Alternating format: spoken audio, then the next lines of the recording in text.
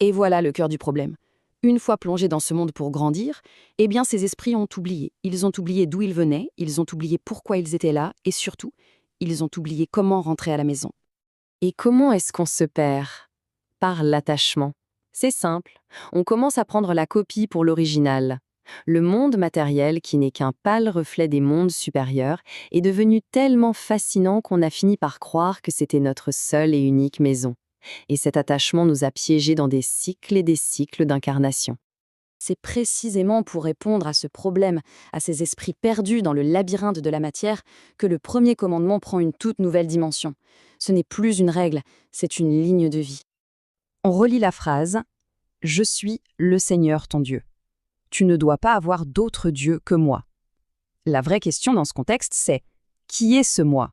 Et que sont ces autres dieux ?» Alors d'un côté, il y a la lecture classique, un Dieu un peu autoritaire, un peu jaloux, qui réclame l'exclusivité. Mais l'auteur nous dit « Non, non, vous n'y êtes pas du tout. Ce ne serait pas une exigence, mais une aide offerte par amour. Le moi, ce n'est pas une personne. C'est le principe le plus élevé, c'est la pure lumière, la source. » Et là, on arrive à la métaphore centrale de cette vision. Ce commandement serait une gigantesque ancre de sauvetage. Pour des navigateurs perdus, une ancre, c'est ce qui les empêche de dériver sans fin, c'est un point de repère, un point fixe et sûr au milieu du chaos. Le but de cette ancre est donc très clair. C'est de nous rappeler que notre vraie maison n'est pas ici, dans ce monde où tout passe et tout se fane. C'est un outil pour nous réorienter, une boussole qui pointe toujours dans la même direction, vers le haut, vers l'éternel. Bon, mais alors, très concrètement, aujourd'hui, c'est quoi ces autres dieux? C'est quoi ces idoles qui nous enchaînent à la matière? Oublions les statues en or ou en bois. Ici, un faux dieu, une idole, c'est absolument tout ce qui prend la place de la source dans nos vies, tout ce qui nous tire vers le bas au lieu de nous aider à nous élever. Et les exemples sont on ne peut plus modernes. L'argent, bien sûr, le pouvoir, la recherche des honneurs, la vanité, et même notre propre ego.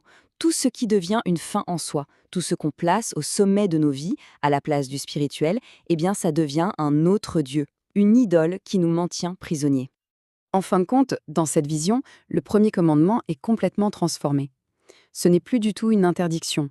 C'est un outil de navigation. Il ne dit pas « ne fais pas ça », il dit « regarde par là ». Il nous montre la seule direction qui mène hors du labyrinthe, le chemin du retour vers la source de toute vie.